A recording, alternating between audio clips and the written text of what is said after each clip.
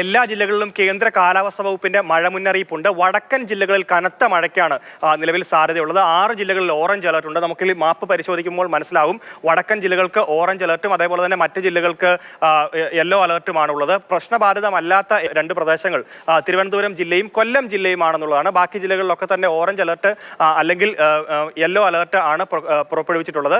എല്ലാ ജില്ലയിലും മഴയ്ക്ക് സാധ്യതയുള്ളതിനാൽ തന്നെ ജാഗ്രത പാലിക്കണമെന്നാണ് കേന്ദ്ര കാലാവസ്ഥാ വകുപ്പ് മുന്നറിയിപ്പ് നിലവിൽ നൽകിയിട്ടുള്ളത്. പത്തനംതിട്ട, ആലപ്പുഴ, കോട്ടയം, ഇടുക്കി, എറണാകുളം, തൃശൂർ, പാലക്കാട്, മലപ്പുറം ജില്ലകളിലാണ് മഞ്ഞ അലർട്ട് ഉള്ളത്. ബുധനാഴ്ചത്തേക്കും ഈ കണക്കുകൾ മാറി മറിഞ്ഞു വരും. കോഴിക്കോട്, വയനാട്, വ്യാഴാഴ്ച കണ്ണൂർ, കാസർഗോഡ് ജില്ലകളിലുമാണ് മഞ്ഞ അറിയിപ്പ് പുറപ്പെടുവിച്ചിട്ടുള്ളത്.